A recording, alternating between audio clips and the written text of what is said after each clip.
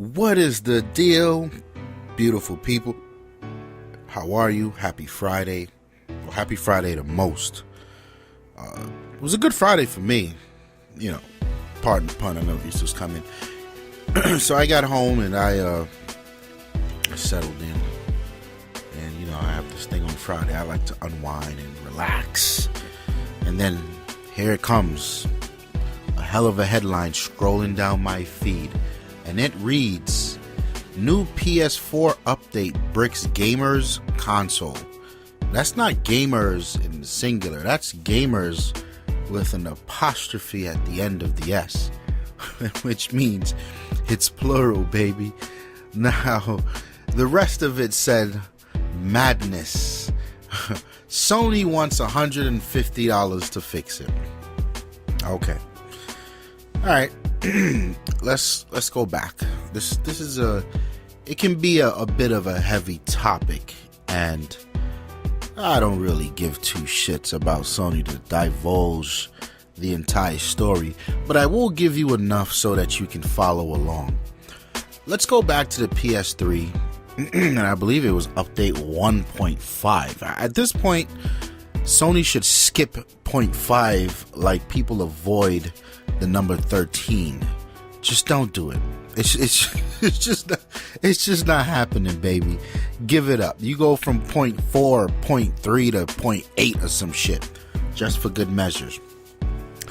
But Sony released firmware 1.5, bricked the shit out of everyone's PlayStation, and did the same exact shit. Wanted to charge to fix it.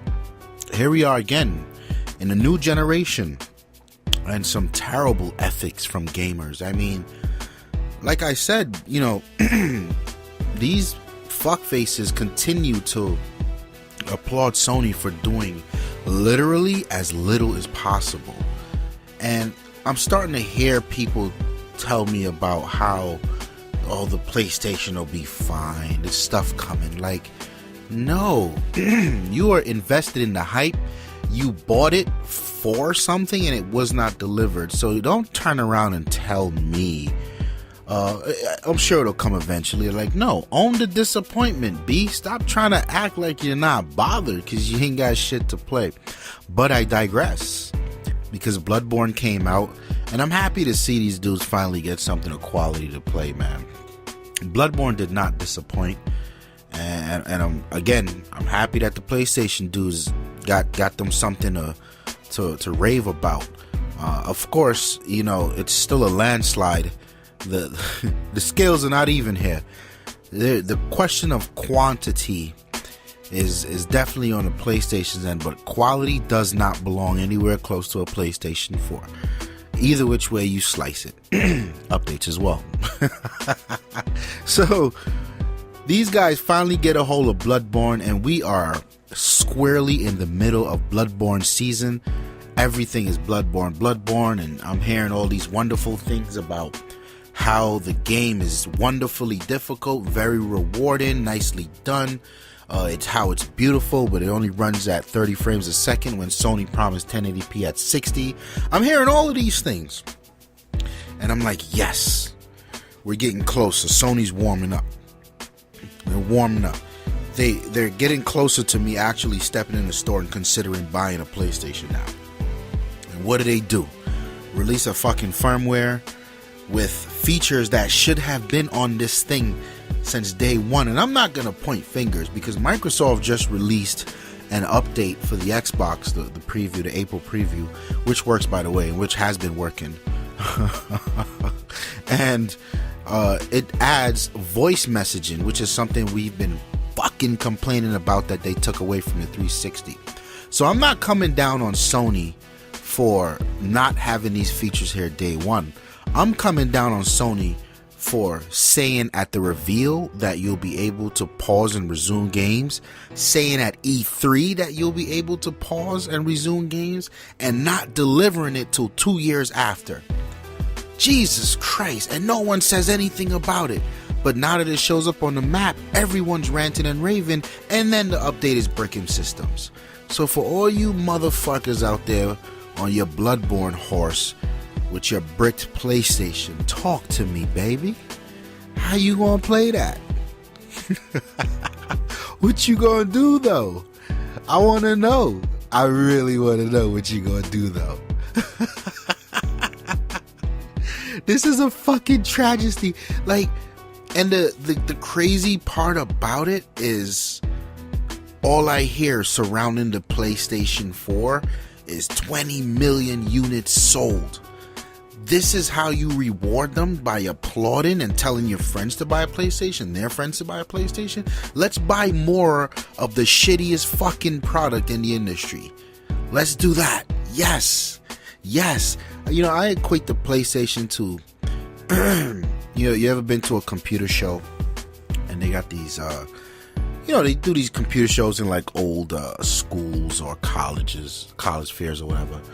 And they got the sleazy custom build your computer guy. And he's got his sign up. Yeah, I'll build you a custom rig super fast for $800. Yeah. He's got his fucking low price sticker. And it's 8 gigs of RAM and this and that and this. And you, oh shit, I did my research. That's a good card. That's a good motherboard. Oh man, this system's gonna be a beast. And then you get home and the shit's overheating. It's freezing for no reason. It's not as fast as your old one. Just so much is wrong and you can't figure it out because on paper and as promised and advertised, everything was so dope. And then you actually get the product and you're like, what the fuck is going on? Yes, that is what I call a PlayStation 4. But still, it gets better. So here on the screen right now, you see the article. So on and so forth. But here's really, I'm going to leave this here for you guys. I'm going to scroll, leave it here so you can read it as I talk.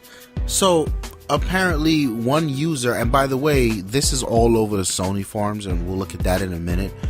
This is not, this is serious right here. This is all over the Sony forums. After the update, people can't turn on their fucking PlayStations. That's it. So one guy contacted support, and they went back and forth for a little bit. And at the end of that, the support, the tech guy is Ramon. His name's Ramon. I want to applaud this Ramon. I don't know who he is, but if you bought a PlayStation and it broke, I would charge you to fix it too. I'm just saying. Fuck you. Come up out that money. So at the end of it, they want to charge the gamer $150 to fix whatever's wrong with the PlayStation 4, and that does not include shipping and handling or tax. Now, the crazy thing to me is it's Sony's update that fucked up this dude or dudettes or woman, however you want to refer to the young ladies out there, that fucked up this device. There's no way you're pushing out an update that fucks with the firmware, screws it up, and then you want to charge people and tell me it's out of warranty. Are you out of your fucking mind? And people are quick to tell me about the red ring of death on the Xbox 360, but they're not quick to remember that Microsoft replaced every last one of those motherfuckers for free. So much so that it was the most expensive recall in consumer history. But it's not about Microsoft now, is it? So, what are we left here? Let's pan over to the Sony forum, see what's going on. What we're left here at the end of the day, this good man paid $400 for his PlayStation, and then another $150 to get it fixed after Sony bricked it.